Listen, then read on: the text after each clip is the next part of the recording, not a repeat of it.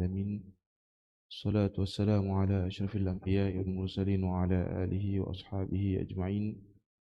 سبحانك لا علم لنا إلا ما علمتنا إنك أنت العليم الحكيم. ولا حول ولا قوة إلا بالله العلي العظيم. رب اشرح لنا صدورنا ويسر لنا أمورنا واحلل عقدة من لساننا يفقه قولنا. Yang dihormati Tuan-Tuan Imam di Jawatan Kuasa Surau, seterusnya muslimin muslimat yang dirahmati Allah Subhanahu wa taala. Assalamualaikum warahmatullahi wabarakatuh.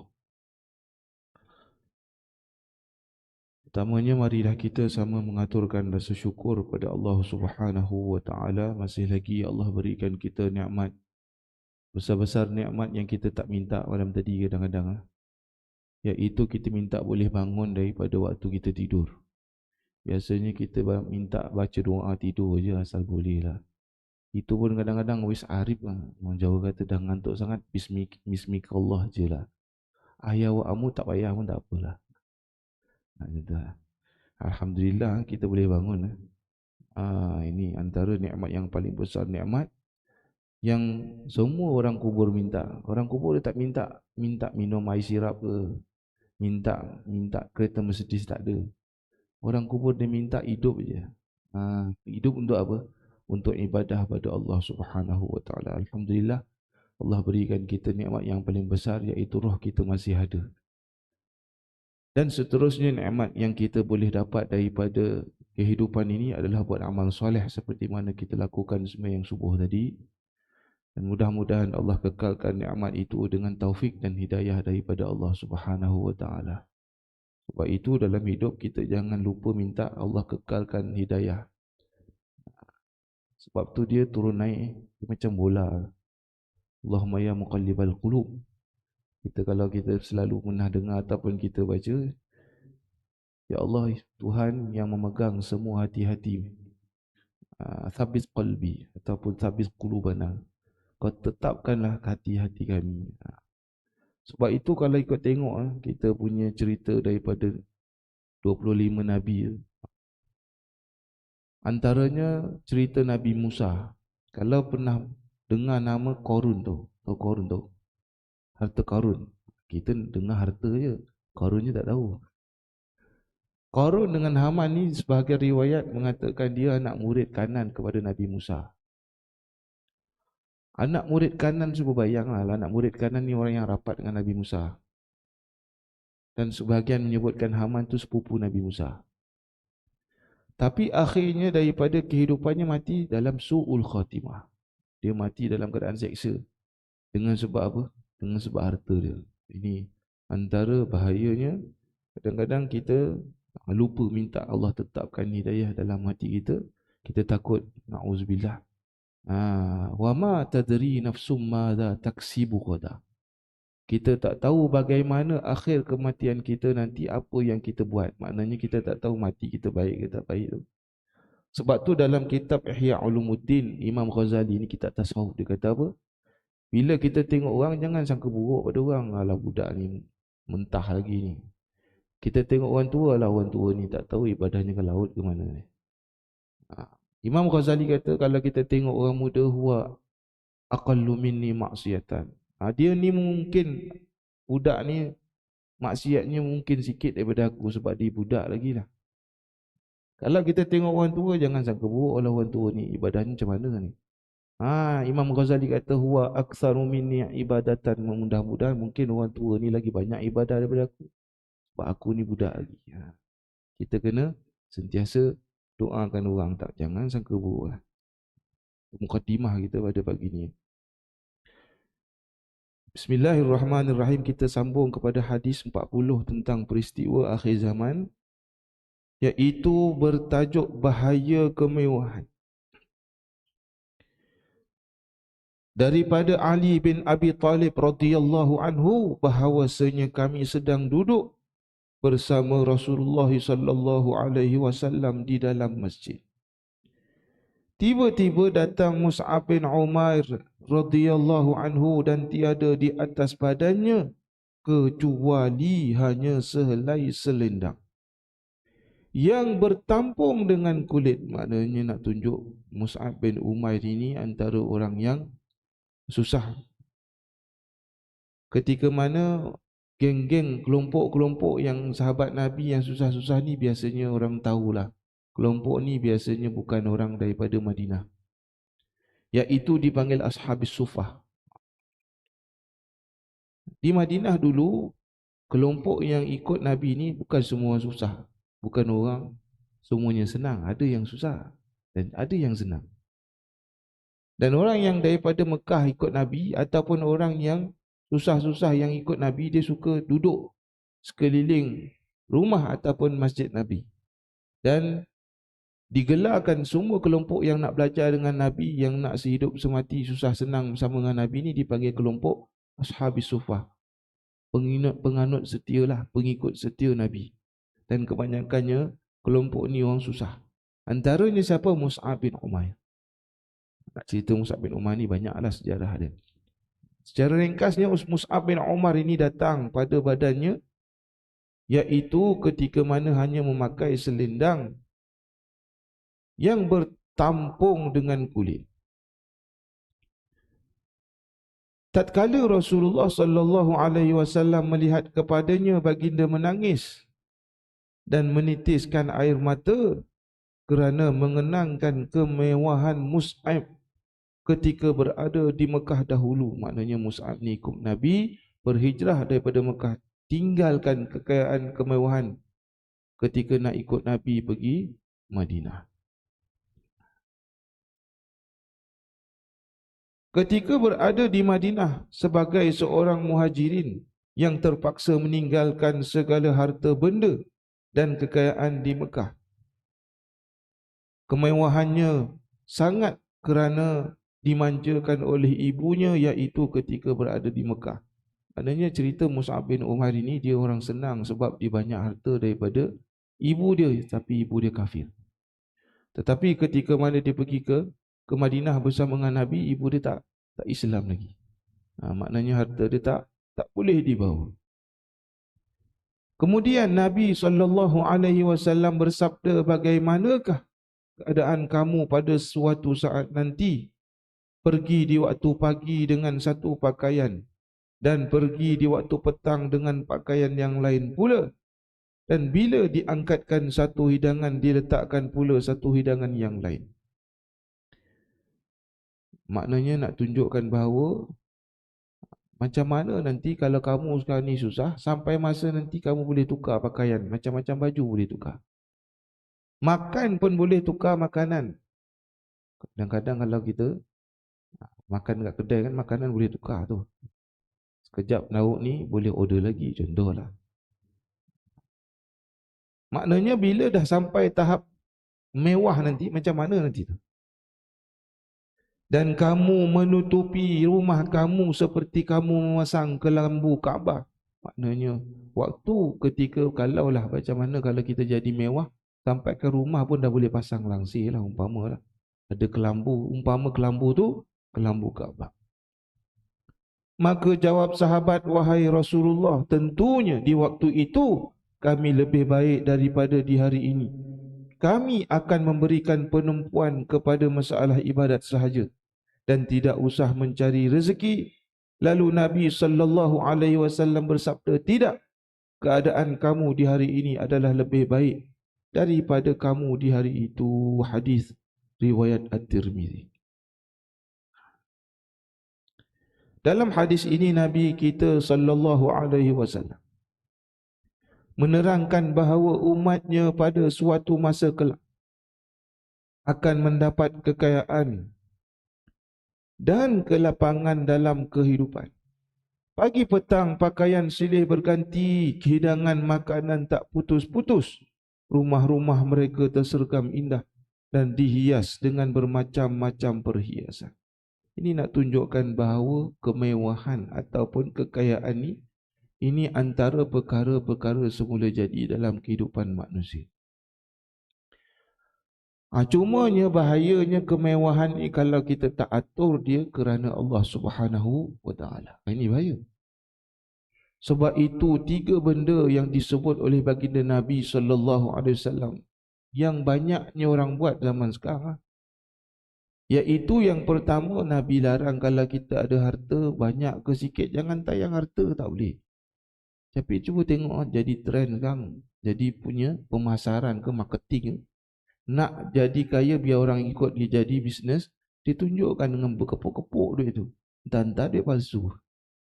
Ada satu yang viral, ditunjukkan duit rupanya duit palsu. Ada. Sebenarnya nak tunjuk-tunjuk tak boleh tu. Dan disebut oleh para ulama, sebenarnya harta kekayaan ini adalah semuanya adalah dugaan daripada Allah Subhanahu wa taala. Sebab itu bila orang kaya dia nak tunjuk dia punya harta, ini dugaan dia. Orang yang pangkatnya besar dia nak tunjuk pangkatnya, itu dugaannya. Orang yang muka dia cantik nak tunjuk muka dia. Itu sebab kadang-kadang orang yang kebanyakannya adalah menjuruskan kepada kemewahan. Mewah dari sudut muka, boleh beli mahal-mahal barang, pakaian dan sebagainya, nak tunjuk kemewahan. Sebab itu ramai zaman sekarang ni bila dah mewah, mula-mula tak mewah pakai tudung, tutup aurat. Bila dah mewah secara rasmi bagi tahu orang, saya dah tak tutup aurat. Ni dugaan orang ada harta ni. Tapi tak semua lah. Dan kata ulama, dugaan orang yang fakir dia nak kaya, dan nak banyak sedekah. Tapi bila dugaan orang kaya, dia tak nak sedekah lah. Sebab itu sedekah dia tak boleh waktu senang, dia kena sedekah daripada waktu susah. Jangan kita sedekah bila waktu kaya baru nak sedekah. Biar kita kaya, daripada mula kita susah tu sedekah, sampai kaya pun kita sedekah. Itu. Sebab ni kemewahan yang ada pada waktu disebut dalam kiasan Nabi SAW ni, maknanya bila waktu ada rezeki lebih, keadaan kamu di hari ini adalah lebih baik daripada kamu di hari itu. Maknanya lebih baik susah daripada senang lah. Memang betul lah, ada harta ni susah. Contoh lah, kita ada harta lebih, kena scammer contoh. Baru ni dengar viral banyak orang kaya-kaya kena tipu, yang buat laporan. Sebab apa? Pergi umrah bayar 30,000 satu kepala. Dah mewah. Nak pergi umrah tak ada masalah lah. Nak tunjukkan bahawa dekat sini ada duit, ada harta pun dugaannya Allah bagi juga. Pergi umrah bayar banyak mahal, tapi last kena tipu dengan syarikat umrah tu. Pergi haji pun sama ada. Tahun lepas 360 jemaah nak pergi haji, terkandas dekat KLIA. Nasib baik lepas last minute dapat lepas separuh daripada 360. Ada.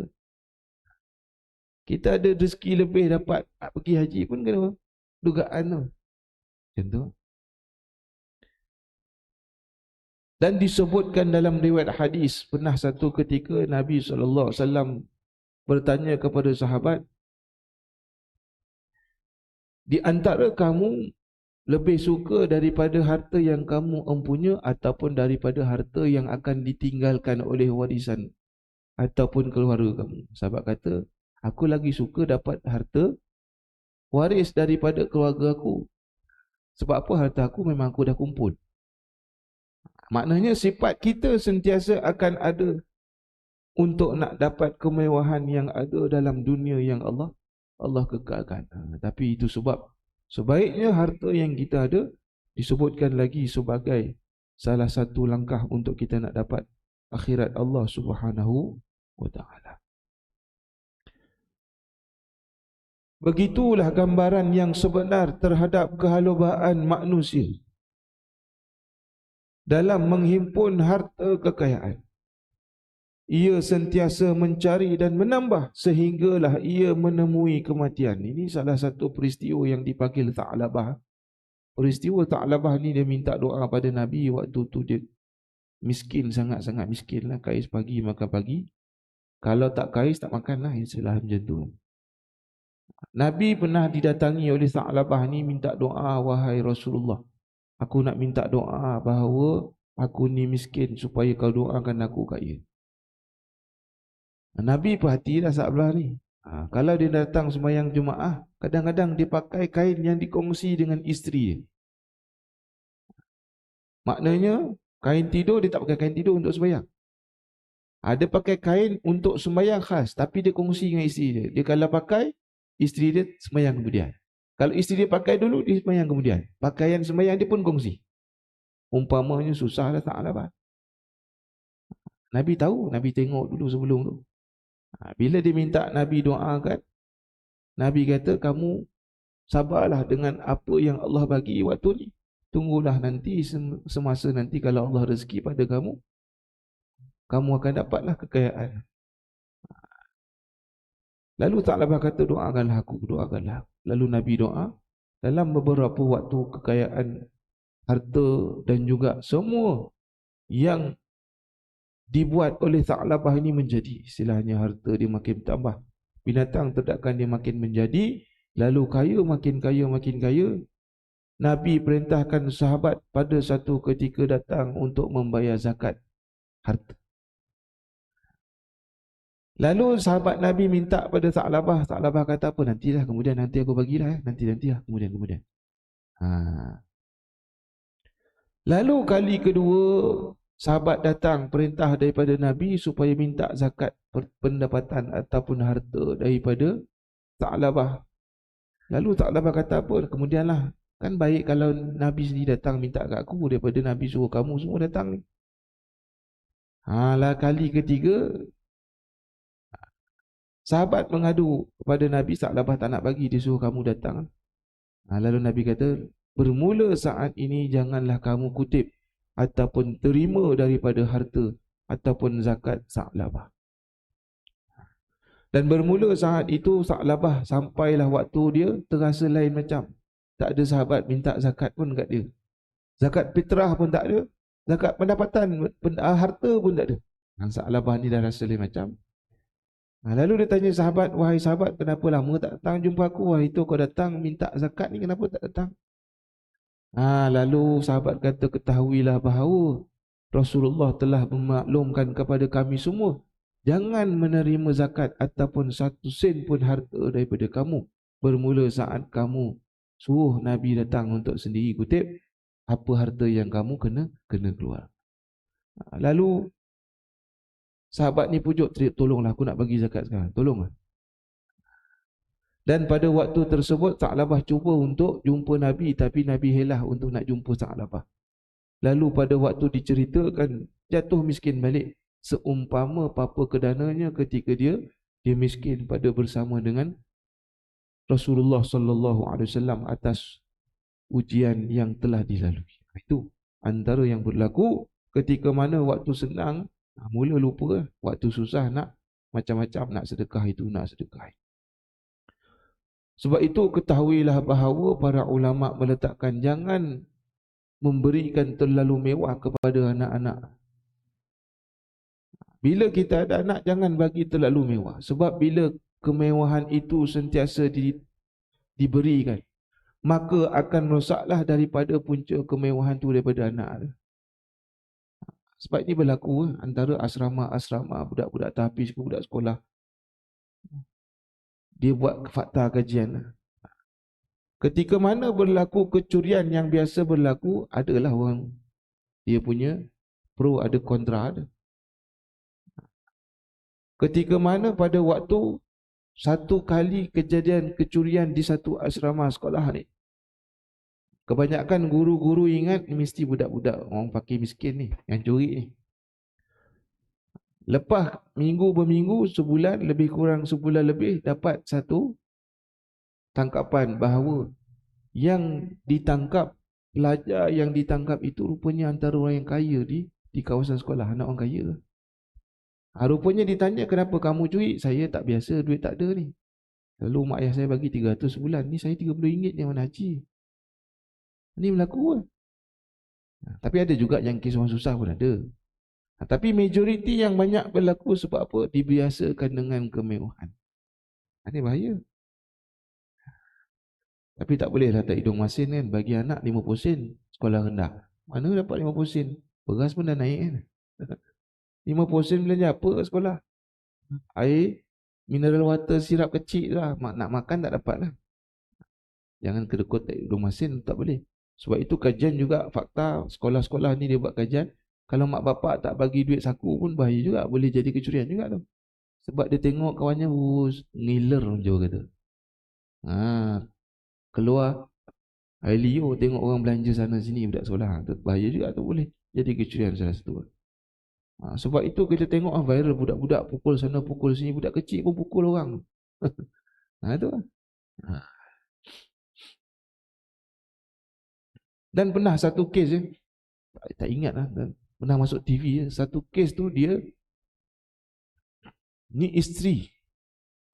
Kesnya kesimpulannya isteri dia tak tahan tengok harta banyak betul suami dia. Kumpul harta dengan insurans sana, insurans di sini, duit banyak juta-juta lah. Last kali dia tak boleh tahan agaknya. Dia pakat-pakat agaknya. Tak tahu puncanya nak kahwin lain dengan isteri ni, tak tahan suami aku ni lama sangat nak mati-mati. Agaknya Allah Alam, ni aku baca dalam berita, aku ingat ni. Waktu tu dia pakat dengan anak dia, bunuh bapak dia. Sebab apa? Nak cepat dapat harta pusaka. Bahaya sebenarnya banyak harta ni. Lah jadi macam dia bunuh. Anak yang sulung ni yang ngajarnya maknya. Maknya tak buat. Dia ngajar anaknya. Anak yang sulung dia panah daripada jauh. Orang kena hati-hati juga. Yang ada senapang kat rumah, yang ada panah-panah kat rumah. Ini cerita betul ni, berlaku kat Damansara. Dia panah bapaknya. Anak yang kedua dia bakar bilik dia. Bila dia buat report polis, katanya telefon meletup dalam bilik. Yang buat report isteri dia. Yang akhirnya polis buat kajian pelik, kenapa telefon terbakar kat atas, kat bawah boleh lambat tau. Biasa kalau terbakar dalam bilik, bau kipas terbakar pun kita boleh bau lah daripada luar bilik kan. Ini daripada luar bilik dia boleh buat tak tahu je terbakar pula dalam bilik tu. Lambat selamat kan. Polis buat kajian kenapa lambat. Rupanya dikaji-kaji budak kan, tak boleh cakap bohong. Lalu anak dia sendiri yang pecah rahsia. Dia kata mak saya yang suruh panah bapak saya sampai mati, bakar. Nak apa? Puncanya nak dapat harta. Cobaan ni. Orang harta banyak pun cobaan. Orang yang tak ada harta pun cobaan. Mati pun susah, hidup pun susah. Itu kata Piramli tu. Bahaya lah. Itu dugaan orang yang ada harta ni, itulah sebenarnya. Oleh itu janganlah kita lupa daratan dalam mencari harta kekayaan. Tidak kira halal atau haram, yang penting dapat harta. Ini hakikat orang zaman sekarang. Hakikat zaman sekarang, biar dapat harta, halal ke haram ke, nombor dua tu jadi halam. Haram campur halal jadi halam. Tak kisahlah. Ni bahaya. Tidak kira waktu sembahyang, bahkan semua waktu digunakan untuk menimbun kekayaan. Orang sekarang ni kalau kerja, sembahyang awal waktu tu pelik. Kau ni awal betul sembahyang, alim betul, jadi wali. Orang sekarang pelik kan macam tu. Kita kerja, azan terus pergi cari surau. Kadang-kadang kawan-kawan pelik, kau ni alim betul, dah jadi wali ke? Ikut sembahyang awal waktu tak? Dia jadi macam tu. Dia dah jadi pelik orang amal sunnah sembahyang awal waktu. Sebab apa? Orang nak kerja duit. Kadang-kadang itu satu hal juga. Kadang-kadang yang setengah tempat tu yang main judi pun ada. Waktu rehat pukul 1 sampai pukul 2. Kadang Jumaat pun tak sembahyang. Dia main apa? Dia main carom. Tahu carom? Yang jentik-jentik tu. Kalah bayar. Judi tu. Mana dapat duit nak macam ni? Itu bahaya. Kadang yang pancekat pukul 9, pukul 8.30 pancekat lah. Kalau kerajaan 7.30 dah pancekat lah. Pukul 10 dah keluar pergi berniaga pasar tani. Ada juga Ina'uzubillah. Maknanya dua kerja.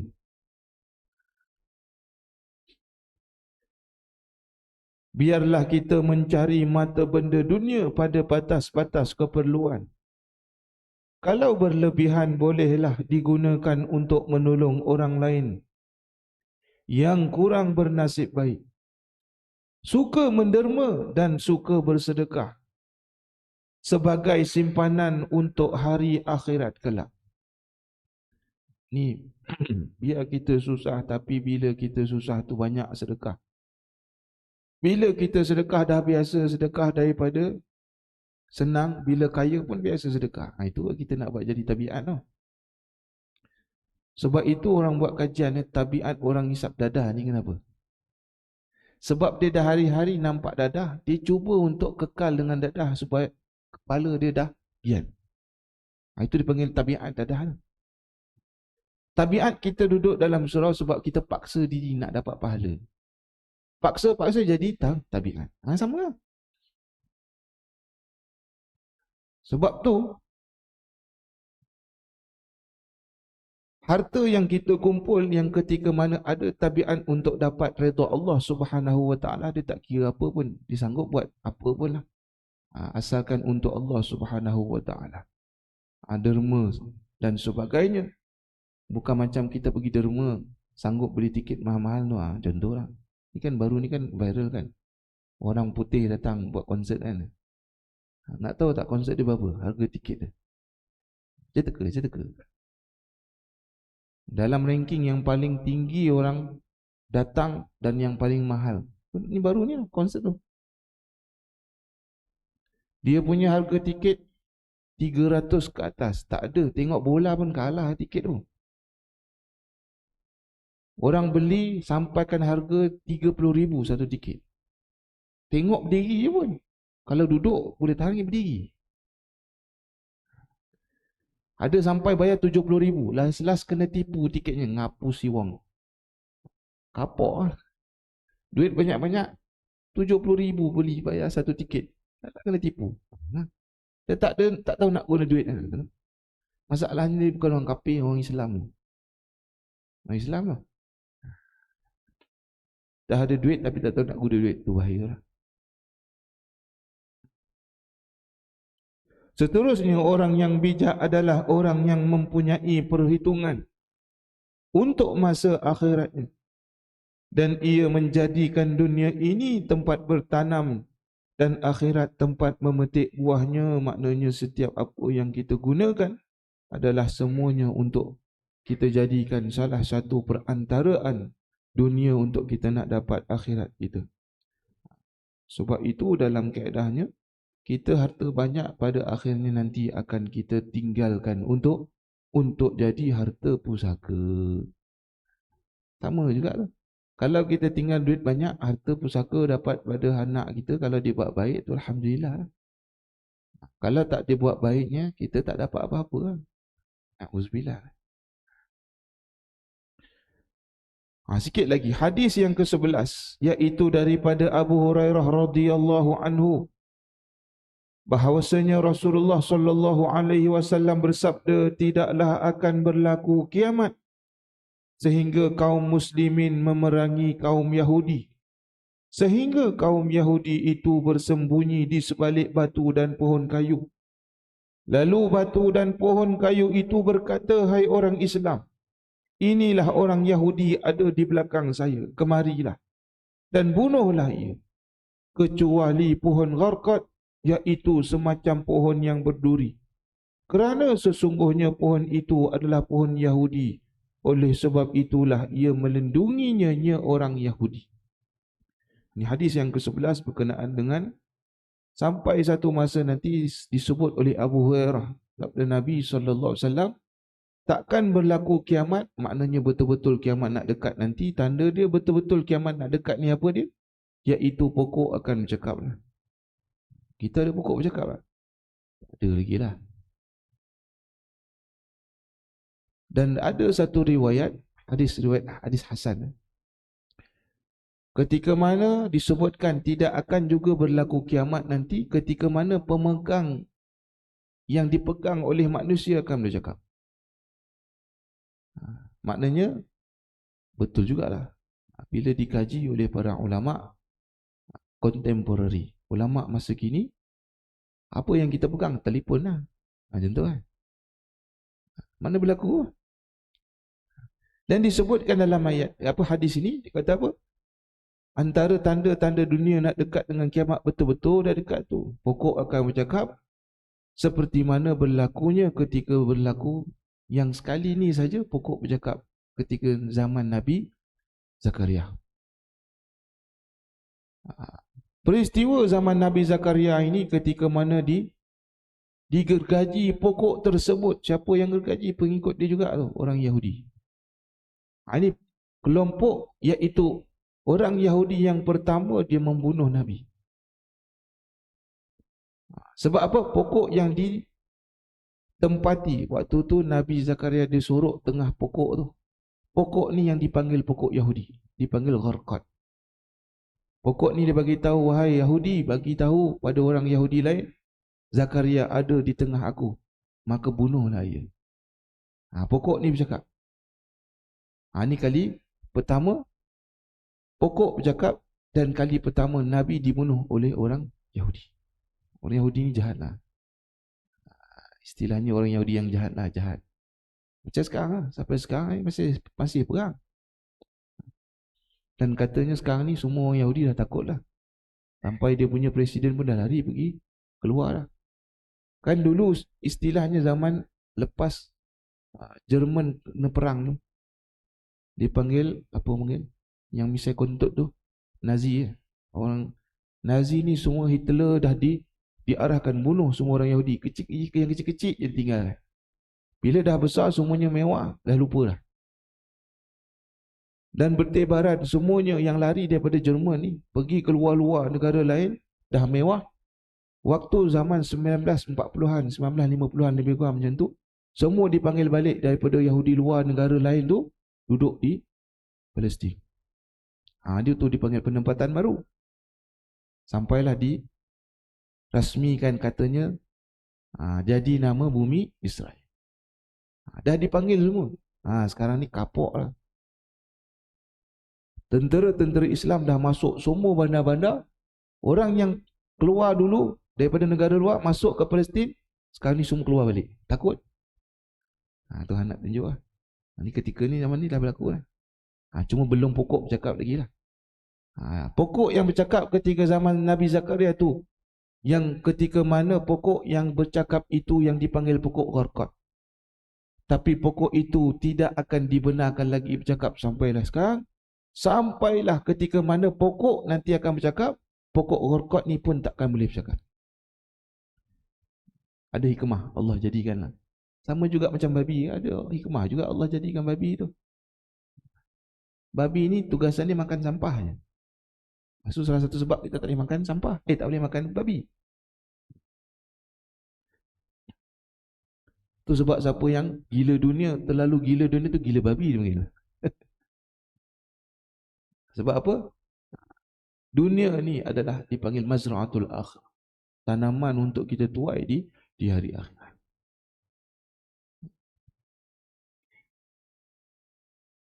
Seterusnya disebutkan hadis ini memberi harapan yang sangat besar kepada kaum muslimin dan menjanjikan kemenangan mereka dalam memerangi orang Yahudi. Maknanya kita tengah akan ada waktu orang Islam akan ada kegemilangan. Maknanya zaman sekarang ni kita tengok orang Islam susah, nak cari rezeki susah. Orang kafir semua senang-senang. Sebab itu disebut dalam kitab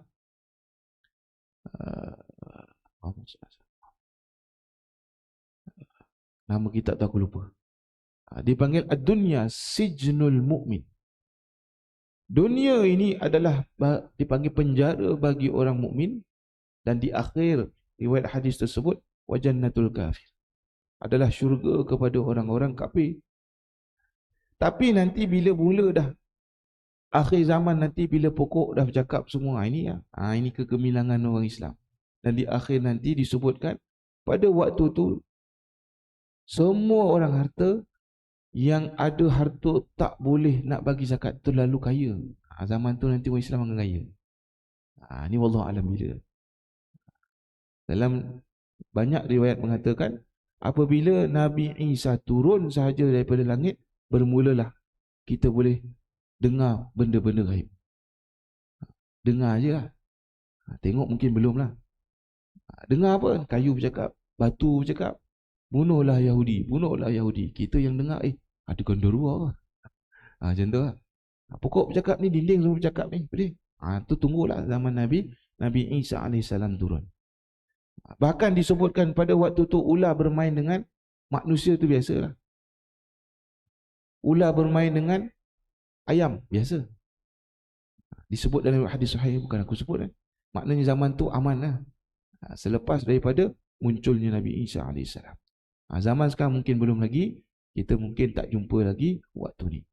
Dan mudah-mudahan ulama-ulama hadis menyebutkan bahawa kalau boleh jangan minta kita jumpa zaman fitnah ketika mana sebelum turunnya zaman Nabi Isa. Sebab sebelum turunnya zaman Nabi Isa ini, ketika itu fitnah sangat-sangat mendesak. Umat Islam akan membunuh dan akan menghapuskan semua kaum Yahudi yang ada di permukaan bumi ini. Dan umat Islam akan ditolong oleh makhluk-makhluk Allah yang lain, sehingga batu dan pohon kayu pun akan memberi penolongan kepada mereka ini. Akan ada zaman tersebut yang wallahu ta'ala alam. Bila akan berlaku, kita akan jumpa kalau umur kita panjang. Dalam kaedahnya disebutkan, kita zaman sekarang ni orang tengok alam gaib ni tak ada. Dengar perkara gaib pun tak ada. Takkan ada orang boleh. Tak boleh. Yang akan kita jumpa bermula zaman tu. Sebab tu kalau kita dengar orang kata dia boleh nampak itu, nampak ini, boleh dengar suara itu, suara ni, orang lain tak dengar dia. Dia kata ada keistimewaan. Orang yang macam ni dalam kaedah Imam Syafi'i menyebutkan bahawa orang yang dia boleh kata dia nampak itu, nampak ini, dengar itu, dengar ini, dia ni orang sakit, dia bukan orang sihat tu. Dia tak boleh bangga aku boleh nampak jin. Dia yang betul-betul nampak ataupun yang betul-betul kita boleh dengar ni zaman ni. Zaman sebelum ni tak boleh. Imam Syafi'i kata orang yang sihat ni ketika mana dia boleh nampak dan kebiasaan semula jadi dia boleh buat. Tapi orang yang sakit dia boleh nampak benda orang yang tak boleh nampak. Dia boleh dengar apa orang yang tak boleh dengar. Ini kebarangkalian khusus kepada terkecuali daripada Nabi lah ataupun Rasul. Kita ni khusus yang tak terkecuali lah. Maknanya kalau orang yang jenis nampak itu, nampak ini, dia kata dia alam gaib tu menipu lah tu. Dia bukan dapat alam gaib tu, dia tengah sakit tu. Allah uji dia dengan ada jin dalam badannya. Ini kebiasaan lah. Wallahu ta'ala. Secara kesimpulannya dua hadis yang kita kongsikan pada hari ini berkenaan hadis yang pertama, hadis yang ke-10. Daripada hadis 40 riwayat yang disebut berkenaan dengan akhir zaman, iaitu bahayanya kemewahan dunia yang kita tidak aturkan untuk akhirat. Maka kemewahan yang biasanya kita dapat itu, Allah akan uji kita dengan kebanyakan dugaan-dugaan yang kita tak boleh jangka. Sebab itu bila kita ada harta, kalau dapat harta pusaka, jangan berebut harta pusaka. Jangan. Sebab itu pepatah orang tua-tua kata, kalau kita makan harta pusaka, makan tanah sempadan orang, makan harta orang, mati tak cukup tanah. Itu petua orang dulu lah. Lagi-lagi makan tanah orang lah. Itu. Kalau ikutkan memang betul lah. Aku pernah tengok urus jenazah. Kadang tengah ukur-ukur, dah ukur dah. Waktu tengah kapan tak cukup kain kapannya tu. Waktu masuk dalam liang lahat tak cukup dia punya ukuran tu. 2-3 kali senyap je lah, tutup kambus, tolak je jenazah. Dia nak buat apa? Ni dalam kaedah mazhab Imam Syafi'i. Tak boleh cakap lebih-lebih. Sebab ini pernah aku dah cerita belum, aku tak ingat lah. Sebab walaupun kita hidup, walaupun kita mati, kena sangka baik. Sebab tu kadang-kadang setengah tempat kita ada sebut, sebelum kita nak bagi angkat mayat tu, apa kita kata pada mayat ni, betul tak? InsyaAllah baik kan. Sebab tu kita tak boleh sangka buruk walaupun mati sekalipun. Ni mungkin pernah dengar satu cerita daripada kisah Imam Malik bersama dengan satu orang tukang mandi jenazah. Ini cerita terakhir ni. Ketika itu disebutkan pada waktu didatangi oleh cerita daripada awal, daripada seorang tukang mandi jenazah ini, yang pada waktu permulaan ceritanya didatangi kepada tukang mandi jenazah perempuan, jenazah pelacur. Kelab malam disko sebenarnya. Dan terkenal di tempat tersebut, di bumi Madinah ni perempuan ahli disko. Ketika mana meninggal, dibawa jenazah tersebut mandi, dan tukang mandi itu lebih kurang senior lah. Orang perempuan yang tukang mandi itu, setiap kali dia mandi kan, padan muka kau, kapok kuih. Istilah Jawa. Padan muka kau, ni Tuhan dah bagi kan, dulu hidup. Nak berpoya-poya, nak layan lelaki macam-macam lelaki kan, mati juga kau, kapok kuih. Padan muka kau. Mulut dia tak berhenti-henti cerita keburukan dulu pada perempuan tersebut. Lalu tengah-tengah dia siram tu, tangan dia tersentuh bahagian tepi kemaluan perempuan tu, melekat. Tak boleh tarik. Tepi betul. Tepi kemaluan perempuan pelacur. Lalu orang tukang mandi yang lain ni kaget kan. Amit cabang bayi. Dia macam tu lah. Terkejut lah. Takkan melekat ni. Kita dah pengalaman 10 tahun mandi jenazah, tak pernah tukang mandi pula melekat. Yang biasa dengan melekat orang yang berzina. Lalu dia panggil tukang-tukang kampung yang pandai berubat semua, dia panggil. Tak berjaya, tak lepas-lepas, tangannya melekat lagi. Semua takut nak bagi tahu Imam Malik. Ni zaman ni, waktu ni ada Imam Malik. Imam Malik tukang ajar Masjid Nabawi. Semua takut nak jumpa Imam Malik. Semua orang tukang-tukang perubatan Islam ke, istilah macam itulah. Bomoh semua dah panggil, tak tercabut. Lalu terpaksalah semua orang nak elak daripada mayat ni terlalu lama. Perempuan yang tukang mandi dia dah sebut salah, tolonglah jangan panggil Imam Malik. Tolong jangan panggil Imam Malik. Aku malu ni. Aku isin tenan ni. Lalu pada waktu tu orang ramai ni suruh tak boleh nak elak, dah kena panggil Imam Malik. Panggil lah. Imam Malik datang, tengok pun dah tahu. Adakah kamu memfitnah kepada jenazah? Apa yang kamu cakap tadi semasa kamu mandikan jenazah perempuan ni? Lalu dia cerita, saya tadi cakap lah, kau dulu hidup dulu bukan disko, pelacur. Padan muka kau dah mati. Rasakan, kau ingat tak mati-mati? Macam mana? Imam Malik tanya. Macam mana kamu tahu dia dulu kerja pelacur, dia dulu layan lelaki? Kamu ada saksi? Tak ada. Ada saksi 4 orang? Tak ada. Maka ketahuilah bahawa sekarang ini aku akan laksanakan hukum hudud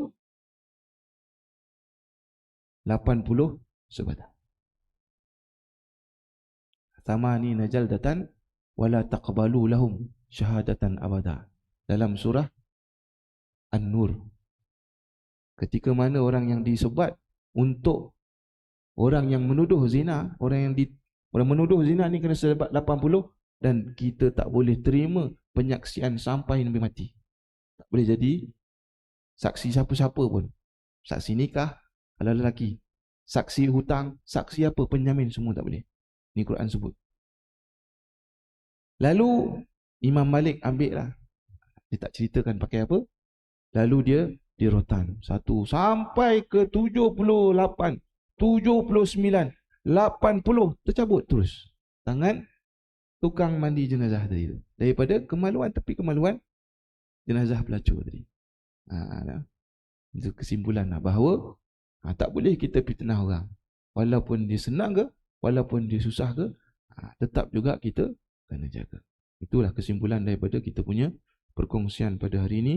Mudah-mudahan Allah berikan kita kekuatan untuk menyalurkan, untuk menjaga harta kita, dan untuk sentiasa dekat dengan Allah Subhanahu wa ta'ala. Bukan makin banyak harta, Makin banyak kita sihat, makin panjang umur kita, makin kita mewah, makin kita jauh daripada rumah. Nauzubillah. Aku qauli hadza wa astaghfirullahal azim li wa lakum, yang baik daripada Allah, yang buruk daripada kelemahan aku sendiri. Sallallahu ala sayyidina Muhammad wa ala alihi wa sahbihi ajma'in. Auzubillahi minasyaitonir rajim. Bismillahirrahmanirrahim. Ya muqallibal qulub tsabbit qulubana ala dinika wa ala ta'atik. Allahumma layyin qulubana kama layyanta li Daud al-hadid bi rahmatika ya arhamar rahimin. Alhamdulillahirabbil alamin. Assalamualaikum warahmatullahi wabarakatuh.